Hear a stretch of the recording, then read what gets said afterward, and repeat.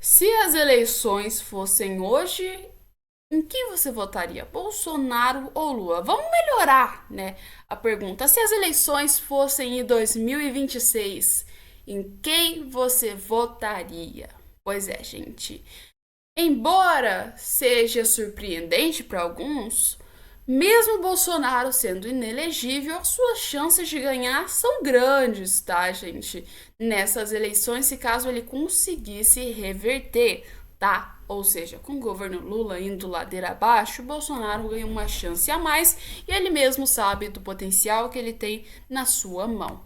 Dá uma olhada nessa matéria, ó. Se eu pudesse me candidatar, vou ganhar, ou seja, eu ganho. Tenho certeza disso, afirma Bolsonaro, né? A gente sabe que assim, as pessoas têm mais tendência pro lado do Bolsonaro, e a popularidade do Bolsonaro é muito maior do que a popularidade do Lula.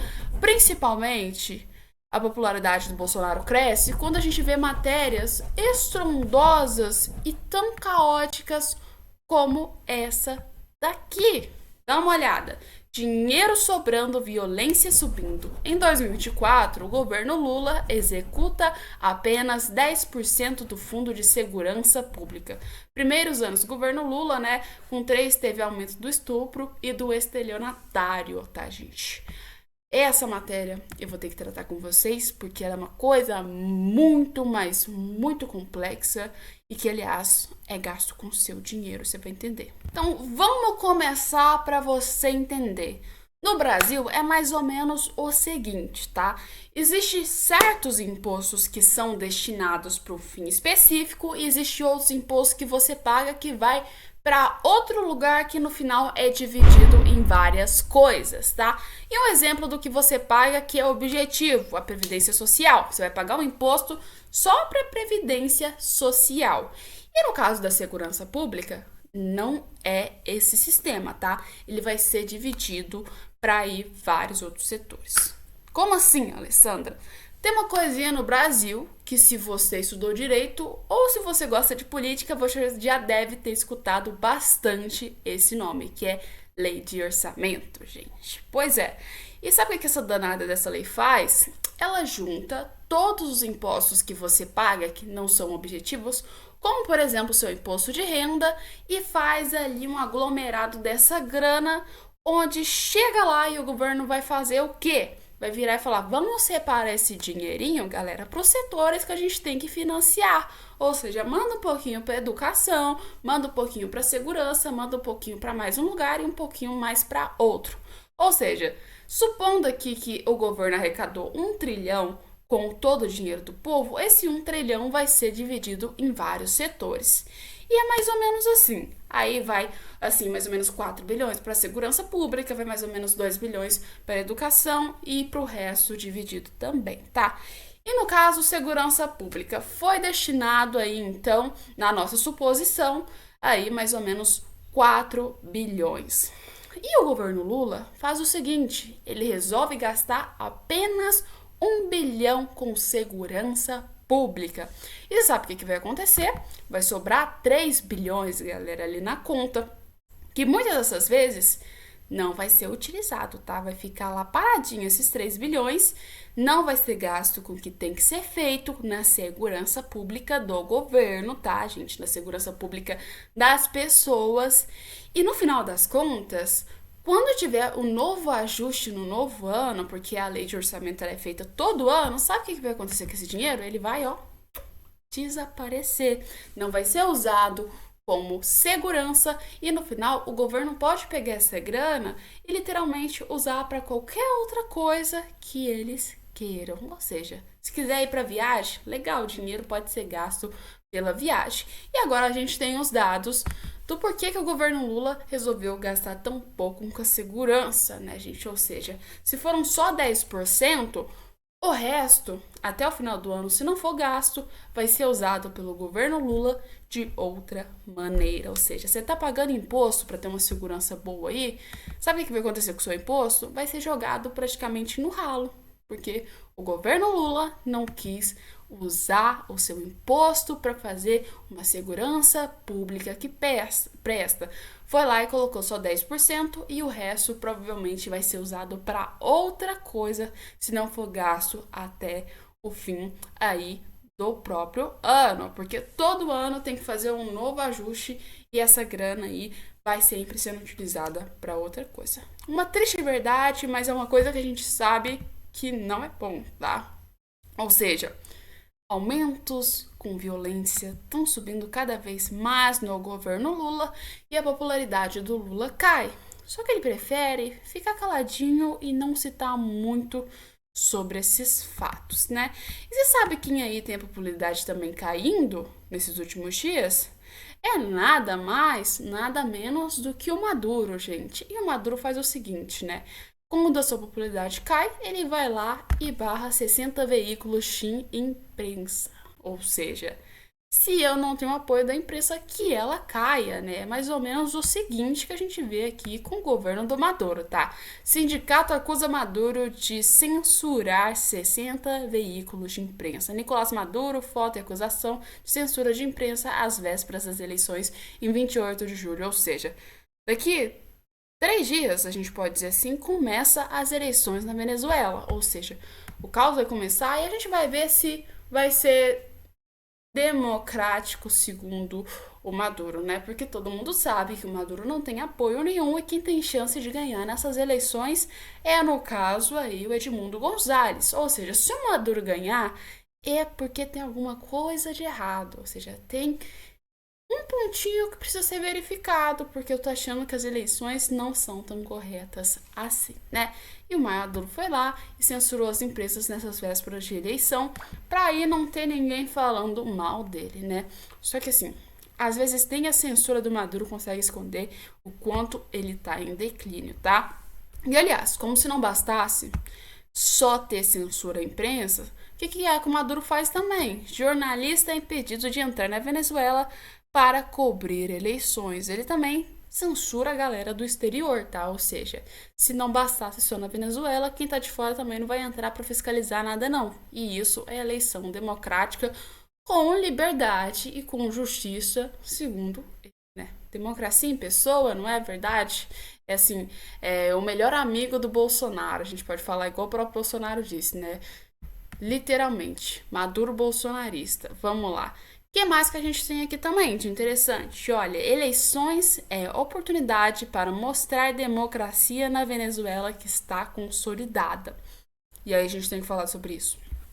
Porque esse ponto é muito, mas muito importante.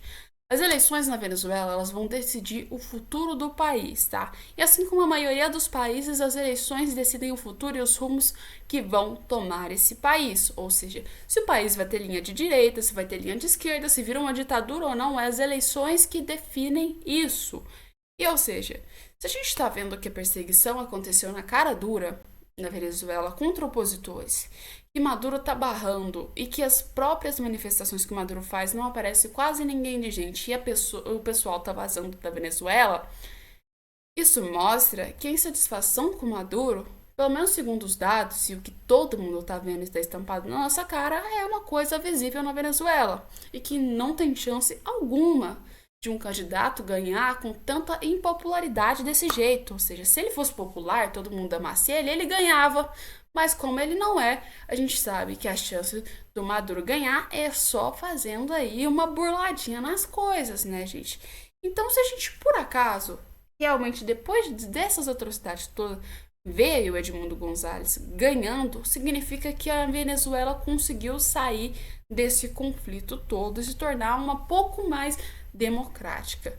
Só que, gente, isso não vai acontecer. E, aliás, eu acredito que mesmo se o Maduro fizer essas eleições e ficar em segundo lugar e Edmundo Gonzalez ficar, então, né, em primeiro, vai ter alguma coisa de errado. O Maduro vai criar algum plano mirabolante para conseguir tomar o poder de volta. Então, as eleições são muito importantes, né, para definir qual caminho a Venezuela vai tomar. E o certo que eu acho de todos os países era fazer uma nota de repúdio contra o governo da Venezuela, coisa que o Brasil não tá nem aí com isso, né, gente? Todos os países aqui da América fizeram isso. O Brasil resolveu se calar e não falar nada sobre esses temas da Venezuela. E agora a gente tem o quê? Uma das eleições tão importantes como essa sendo fiscalizada pelas coxas, não somente pelos países que assinaram aquele acordo, mas também como propriamente o Brasil, que está analisando isso aí pelas coxas e fingindo demência na maioria dos fatos que não interessa ao país, ou pelo menos não interessa ao governo Lula, né? E assim, sempre chegando coisa, falando de países internacionais, a gente também vai falar, sabe do quê? Da nossa querida Janja, gente. Vou falar uma coisa pra vocês. Não é porque vocês já estão cansados de saber que a Janja vai pra Paris que eu vou parar de falar da Janja, porque a gente tem que lembrar todo dia o quanto isso é errado e o quanto essa coisa da Janja aparecer em país é uma patifaria, é uma coisa horrorosa de se ver. Porque a gente sabe que, assim, uma das únicas coisas que a Janja não é, e dá pra afirmar com toda certeza, é presidente da República, né? E muito menos um representante do presidente da República que esteja na Constituição e seja autorizado, né? Então, primeira-dama é só primeira-dama. E agora ela vai viajar pra Paris e vai envergonhar a gente de um tanto que vocês não têm noção, né? E o que? As entrevistas falam muito claramente sobre isso. Ninguém tá apoiando a Janja, é uma palhaçada. Ó. Janja viaja de avião em Paris com carreira e terá segurança de chefe de Estado, que também tem aí a agenda em sigilo, tá, gente? Lembrando pra vocês, o hotel que a Janja vai ficar tá em sigilo, tá? Ela vai com segurança de chefe de Estado. Galera, só quem tem segurança de chefe de Estado é o presidente e o vice-presidente, vocês não estão entendendo. O que a primeira-dama tá indo lá, entendeu? Não faz sentido algum. Mas assistem aí, porque assim, tem gente que não acredita em comentarista, então vamos acreditar aí na galera que é jornalista também. Estado. E o bastidor que eu tenho aqui é que o governo, como nós noticiamos, né, o governo brasileiro não cumpriu os prazos estabelecidos para o COI, Comitê Olímpico Internacional, nesse ponto, extremamente organizado e muito preocupado com a segurança. Imagina, nós temos história de atentados e assassinatos em Olimpíadas, né? Então, depois de 1972, a segurança ela é muito restrita ali, principalmente na Vila Olímpica e na cerimônia de abertura e encerramento. Bom, o governo brasileiro não cumpriu os prazos, deu de ombro. Depois houve essa correria que envolveu diplomatas e dirigentes esportivos, porque eu chequei com algumas fontes do Comitê Olímpico Brasileiro, que eu tenho bastante acesso, e o que eles me disseram, duas fontes me disseram o seguinte: foi um estresse, uma histeria só. Uma correria, porque ela queria, de qualquer maneira, a credencial de chefe de Estado. Então, o COB, Comitê Olímpico Brasileiro, interferiu com uma carta fazendo pressão, né, no COI, pedindo, e houve uma pressão imensa do governo no COB para que a credencial fosse de chefe de Estado, porque ela não queria outra. Então, o que eu recebi foi um estresse só, uma histeria só. Para mim, essa é a informação de bastidor que fotografa a Janja exatamente como ela é.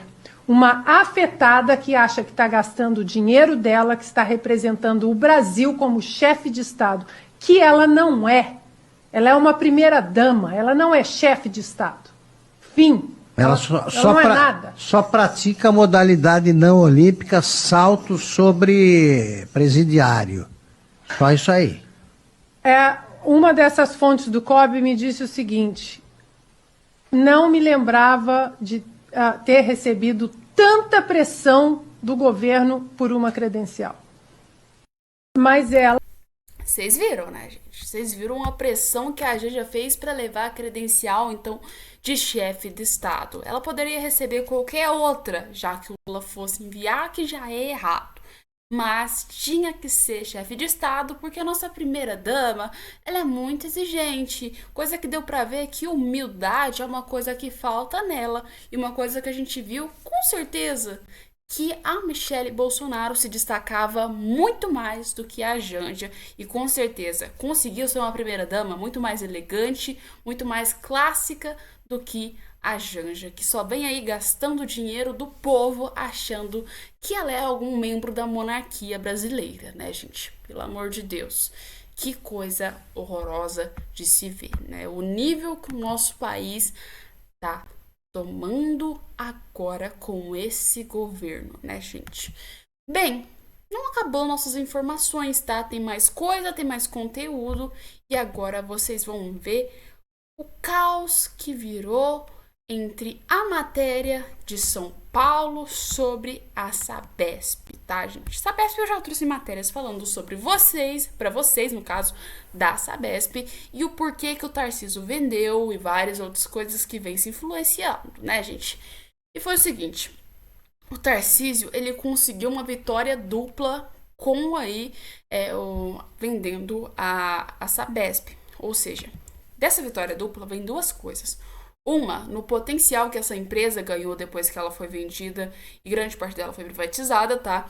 E outro foi literalmente o quê? O apoio político que ele ganhou dentro do estado de São Paulo fazendo essa venda, tá? Porque temos que lembrar que ele vendeu pra galera que é rica pra caramba, ou seja, grandes empresários que normalmente são aí realmente donos de grandes mídias.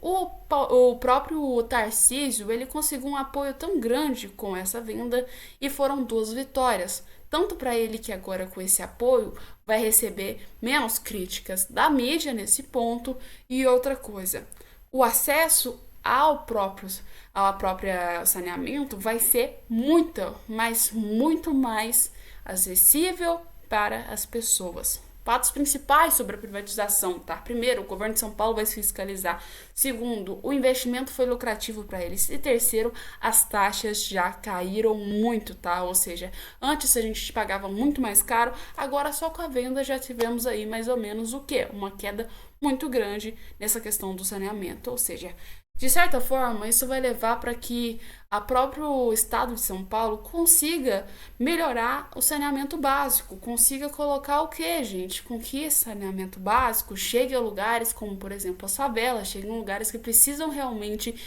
dessa acessibilidade, tá? Ou seja, não é porque a empresa foi privatizada que ela vai falar, vou só investir em setores que é importante para mim, em setores que eu quero que vai ser lucrativo.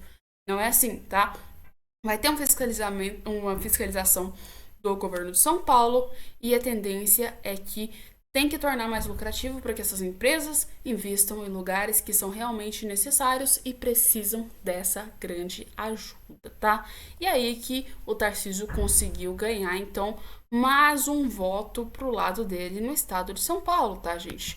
Um voto tanto com uma vitória política para ele e uma grande força que ele conseguiu na mão dentro dessa empresa.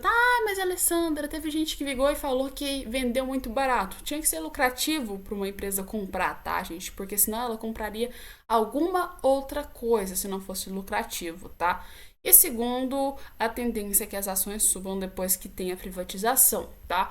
E aliás, vamos ler um pouco também sobre o que a Veja colocou no Instagram sobre esse tema, né, gente? Com a privatização da Sabesp, concretizando na terça-feira, o governador de São Paulo, Tarcísio de Freitas, dos Republicanos, obteve uma dupla vitória no campo econômico na venda de 32% das ações da maior companhia de saneamento básico do país, rendeu aos cofres públicos um montante de 14,7 bilhões de reais, tá?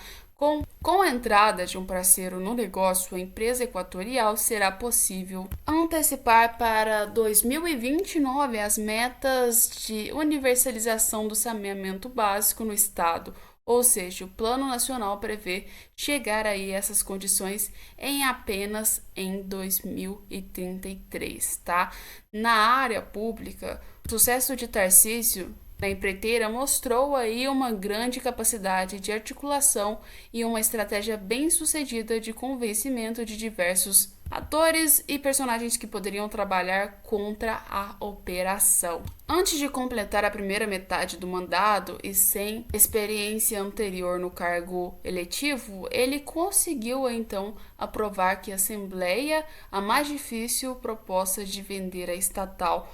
Mesmo com a tradicional gritante da oposição, o projeto passou no Legislativo paulista com um placar de 61-1, além do rótulo reforçado por Tarcísio de ser um governante e as promessas de campanha. O processo surgiu, também para fixar a imagem do político, comprometendo com diversos de seus tipos de campanha, ou seja, modernizando e redução das máquinas públicas, e que aprofunda a identidade dele como um eleitorado do centro-direita. De quebra, aumenta ainda mais a bolsa de apostas em que ele será a principal força da oposição na disputa do Palácio do Planalto em 2026, ou seja, cria o herdeiro político de Jair Bolsonaro. Tarcísio é o nome mais próximo do ex-presidente, inelegível até 2030, gente.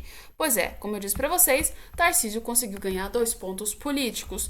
Tanto se ele não queira ser presidente da República, esse apoio que ele ganhou vai ser bom para ele conseguir se tornar governador novamente do estado de São Paulo. Será um apoio muito ótimo se ele pretende conseguir e ter mais cargos políticos, dentro da política de São Paulo ou da política federal do Brasil, tá? Então foi uma jogada muito boa, porque ajudou muita gente com essa jogada, apoiou as pautas que ele já pregava, que era tentar tirar aí as estatais também e ir para um lado centro-direita, e aliás, o apoio da mídia que ele ganhou nesses últimos tempos, gente? E hoje a gente vai ficando por aqui com essas matérias, mas logo logo vai chegar mais matérias e mais informações para você. Então já se prepara e fica aqui até às 6 horas da tarde para não perder nossas informações, gente? Um beijo e até nosso próximo vídeo.